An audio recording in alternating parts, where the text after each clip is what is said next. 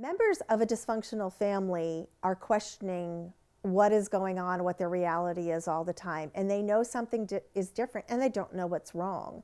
These next 3 sessions, we're going to describe 6 different roles, just 6 different survival roles, roles that help keep the system going. They're not based on individuals, they're not assigned to you, they are ones that just unfold, and you are deemed to be this one based on your status in the family as far as your birth order and or your personality.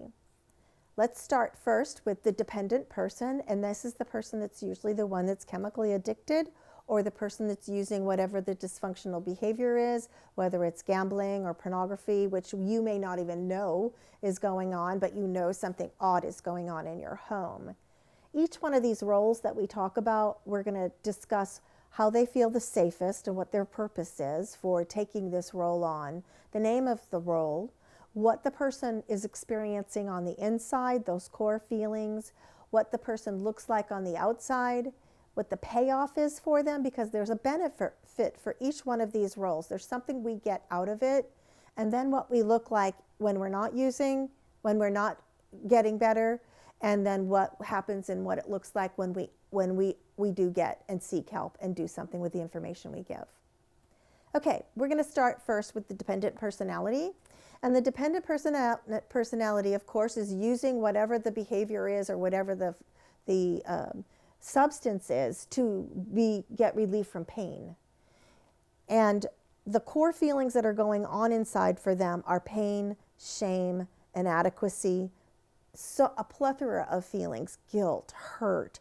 And they're doing this all while they're medicating. So there's never any relief for it for them, and that's why they continue to use. And as what we've learned about addiction is the body starts developing tolerance, and now it starts having control over you. That yes, you're doing this to not feel pain, yes, you're doing this to not feel shame, but now it's becoming a physiological problem. So on the outside, the addict or the person that's engaging in this behavior is actually pretty smart. They have to be in order to juggle everything that's going on. And so they have a high level of perfectionism. They expect a lot from themselves, and as a result of expecting a lot from themselves, they're certainly going to expect only perfectionism from you as well. So they're also very rigid. Their thinking is black and white. There's no gray area. It is either this way or that way.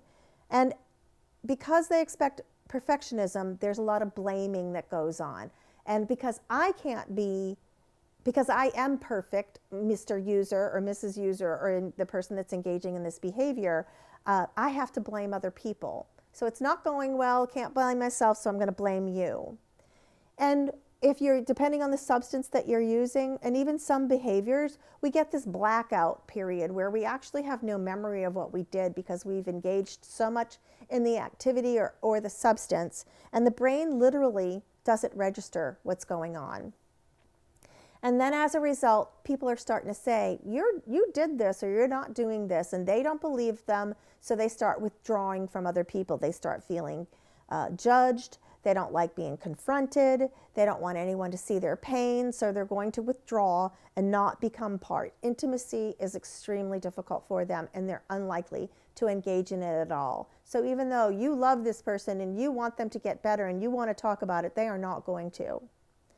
They cannot see what's going on. The hallmark of addiction is denial.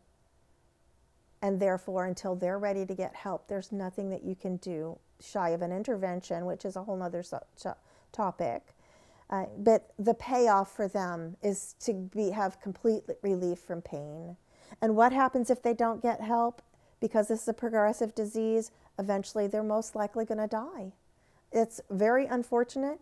Things are definitely going to get worse if there's no intervention. But ultimately, what we've talked about in the past is they die, they remain in their insanity, or they get better, and there are no other options.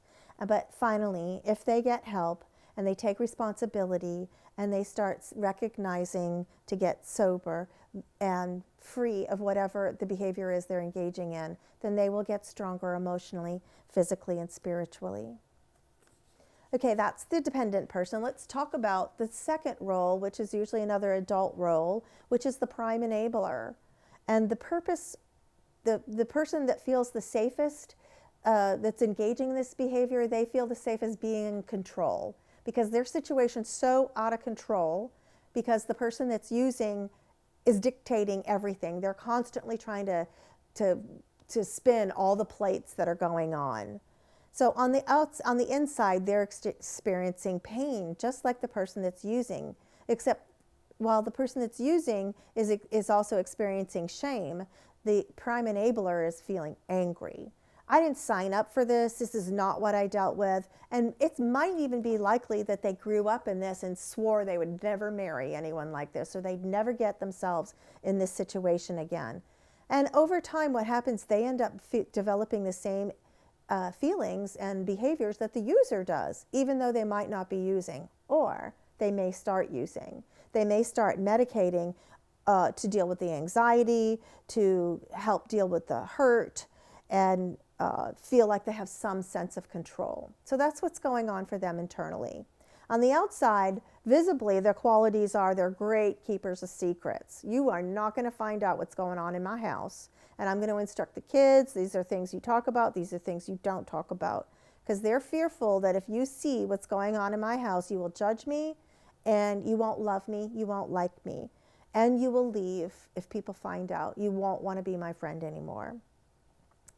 They're usually super workers. They can juggle so many things. They are the volunteer at Boy Scouts or Girl Scouts. They are also the Sunday school teacher. They work full time and they volunteer for 5 or 6 different things. They're able to get their kids to 7 or 8 different activities, and they can visit with friends, and they can juggle it all, and they do very good at it. Thank you very much. So they keep everybody sane, and they're able to juggle many things. And as a result, then they end up becoming physically sick. Whether it might not be visible, maybe ulcers start coming, they can't sleep good, their stomach hurts, their back hurts, their muscles are tightened all the time, they have stomach aches and back aches and foot aches, and everything starts aching.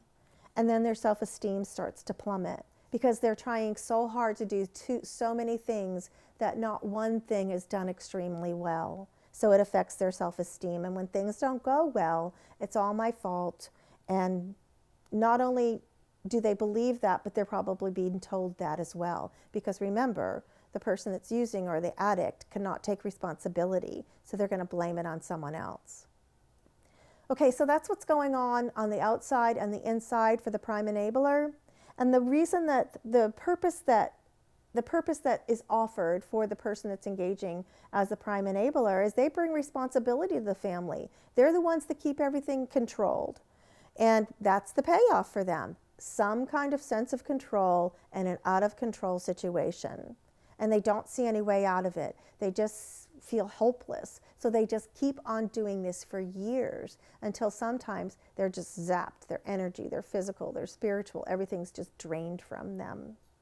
So without help, if this continues to go on, just like the addict, everything gets progressively worse. And for them, the consequence is their physical health usually deteriorates, and or they start using and becoming an addict themselves. And with help, just like the dependent person or the person that's using, they will start taking responsibility. They'll start setting boundaries, which we'll talk about in another session. And they'll start saying, I'm not calling your boss for you anymore. I'm not picking up the alcohol for you at the store. I'm not fixing your dinner anymore. And they start setting boundaries, and they get stronger both physically, spiritually, and emotionally as well. I hope that brings some light to you as far as what's happening to the adults in the home. It also could be an older child or a sister or someone else. It doesn't have to be the spouse. It can be just another person that's trying to make all these plates spin. Stay tuned. We're going to talk more about the remaining 4 roles, which are usually the roles that the kids take on.